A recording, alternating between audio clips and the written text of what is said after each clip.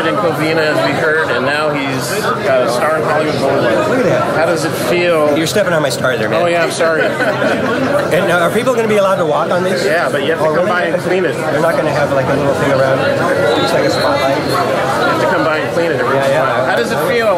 You know, when you started off watching Jack Pierce's movies and Dick Smith's movies and hoping you could be that guy, how does it feel now that you've arrived? You're one of them. You know, it's still like so surreal to me. I mean, in my head, I'm a 10-year-old boy who wants to do makeup in the grocery store. I mean, that's how I see myself. And to be immortalized in Hollywood Boulevard, and that's, I mean, all I ever wanted to do was be a Hollywood makeup artist. Never expected this. Never expected to be used in the same sense as Dick Smith and Jack. It's just so surreal. Well, you finally concede that you're one of them. You're in the club with Jack Pierce and Jack Don and John Chambers and Dick Smith. I guess so. That's just such a treat. Are you done, or are you going to keep giving us monsters in the near future? I probably will keep doing it until I'm stuck in the ground. You will keep going? I think so, yeah. I mean, it's what I do. It's how I have fun. It's how, it's my hobby since I was a little kid. So, I mean, even if I'm not doing it in films, I'll be making this face up. I mean, this is the face I learned makeup on. Many congratulations. Thank you very much. Thank you. We're here with Veronica Baker, Rick Baker's oldest daughter. He has 2 daughters. How exciting is this for you? What does it mean to you and your family? It's so exciting. I'm so proud. I think, he deserves this honor. And I'm just so happy that I get to be here on this special day. When you were growing up in the Baker household, was it all monsters and mayhem, or was it a particularly normal childhood? More normal than you would think. I mean, obviously, I was exposed to more monsters and creatures, gremlins, Bigfoot, as a kid than the average person does. But for us, it was really Halloween was when we went into like full Baker mode because we did something that we could do as a family. So we did stuff like Nightmare Before Christmas, and I was Sally, Munsters, Wizard of Oz. There's always a little bit of a Baker stuff thrown in. With your career now, you're working for J.J. Abrams, right? Yeah, I work at a production company. I'm an assistant there. Do you have aspirations to make your own mark in the movie business, and what would you like to do most? I'd like to produce. I want to be in features. I work at a company that has an amazing TV department, but we also make movies, and that's where I'm at now. So yeah, I would like to produce, and we'll see what happens. And as far as your dad, if you could pick one thing, from your dad's career to tell someone, like a young person maybe, who doesn't know anything about Rick Baker, what one thing would you show them? I would just say, my dad's story is so amazing because he decided when he was 10 years old he wanted to make monsters, and at the time that wasn't a thing. There was no school, there was no category at the Oscars. It just didn't exist. And he was lucky enough to have very supportive parents, but not everyone was supportive. So I would just say, follow your dreams. It sounds cheesy, but this is amazing. This is a kid who just decided, set his mind to this. He worked really hard, and now look where we're at. Well, congratulations. We're here with Veronica Baker, and she has another sister, and her mother's here. It's a big day for the Baker family. November 30th, 2012. Congratulations. Thank you so much. We're here with Bob Burns, who's a suit performer, the Mad Mummy, Kogar, Tracy the Gorilla from the Ghostbusters TV show. And oh my God, they've been filming me for years. Made great creatures with Paul Blaisdell, and had haunted houses in his house, and collects amazing stuff, creatures and props and memorabilia. How exciting is it for you to see one of our own, a monster kid, a true monster kid, get a star on the street, Hollywood Boulevard? This day, Rick Baker, I can't even hardly talk about it. I mean, I go back so many years with him. He was 13 when I met him. And to see the way that he's just come up, I just can't even believe it, honestly. My heart is just like thumping all over the place. It's just, and he was saying, sorry, his folks were here. They were here. I know his spirit of his folks were here. I know they were, and it was, I just can't say enough about it. I'm so excited. I just can't even say. It's the neatest thing ever. And I think Guillermo said it best. It's upward from here. It's only up. That's it. That's what's going to happen. Oh, man. Rick's my boy.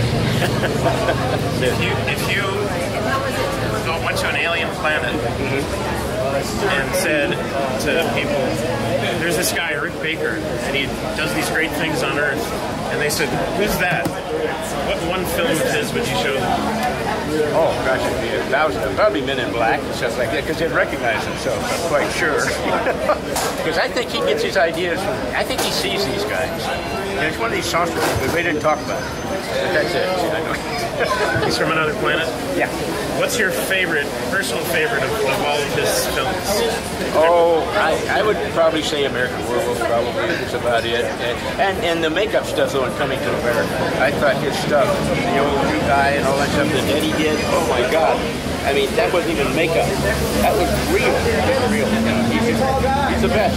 I would choose American Werewolf too for one reason. I think it changed the way we saw characters in films. Oh, absolutely. It was a whole new thing. And you have a lot of the American Werewolf props. A lot of them. You have that stuff. How special is it to you that was the first movie to win an Oscar for makeup, an official Oscar? I was thrilled again. Here the same thing. And I know Rick was totally blown away by it. I called him when he got home that night, and he just said, I still can't even believe this happened. He said, I won't know about it 2 or 3 days. He said, I know I won't, you know. I said, Rick, this is just the start. My God, I was right. And I felt right about it. I think it's fair to say, and I told him this, when you mentioned the great names, Lon Chaney, Jack Don, Jack Pierce, John Chambers, the Westmores, Dick Smith, it's finally, you've got to say, Rick Baker's one of them. He definitely is. Oh my God, yeah. He's one of the makeup greats. That's all there is to it. I mean, he's in the same category with all those guys.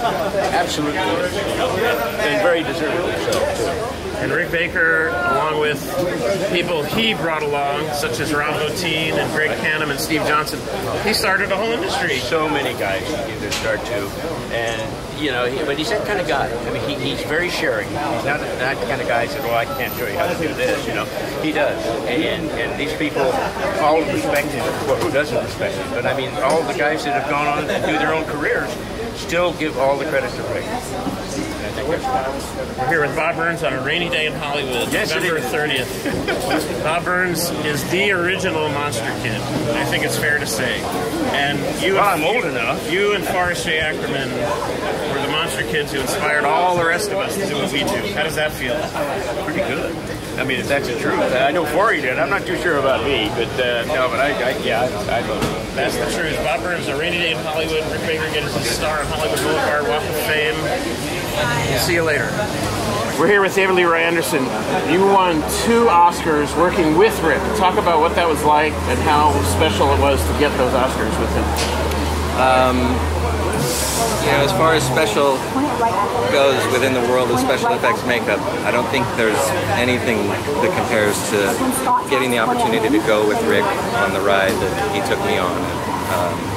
The first one was Nutty Professor, and I was in awe the entire time. I actually just met him prior to that movie. It wasn't like we had this history together. It was an interview, and I passed the interview, and I got the job, and a couple weeks later I was on set with him and Eddie Murphy, and a few weeks after that he left me alone on set with Eddie Murphy. And you know, it was just a dream job, and then it culminated in the Academy Award, and the whole thing just kind of happened to me. It felt like, because I was on this roller coaster ride that is Rick Baker, you know. But it taught me everything I needed to know, you know, about professionalism and how to handle yourself on set. I learned a lot. I mean, I learned some really valuable lessons that I immediately used on Men in Black with him, and then had the good fortune of going on a nice run with him, and I think I did 4 films in a row, and we're still great friends, and I'm here to support him for this, and couldn't be happier. Also, your father, let's talk about him real fast. Your dad is Lance Anderson, who did films as wide-ranging as The Island of Dr. Moreau and so many others, many stuff. Well, I think he was the dog thing. He puppeted the dog thing in The Thing. He's done tons of stuff. Ghostbusters. He worked in the Ghost Shop. Go ahead. You answer the question, but I'm just asking. I was drawing the connection between Rick and my dad, and that whole thing. I'm here because of my dad and because of Rick.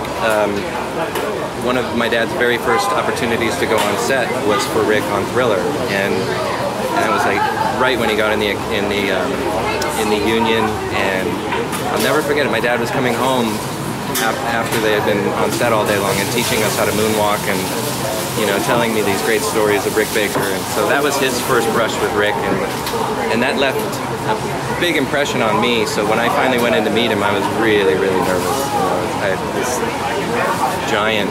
You must have been a teenager or a young person when you first went in to meet him. No, when my dad was doing Thriller, I think I was 14 or 15. 83? Yeah. No, 16. Okay. And then it was years later, actually, you know, that I actually got to go over to Cinovation and do my interview. So, in the annals of great makeup people, the Jack Pierces and the Jack Dons and Lon Chaney and on, Lance Anderson, John Chambers, Tom Berman, where do you think Rick Baker falls in that legacy, that great legacy? I think we all fall behind him, frankly. I have personal experience with it, and I've never worked with another artist.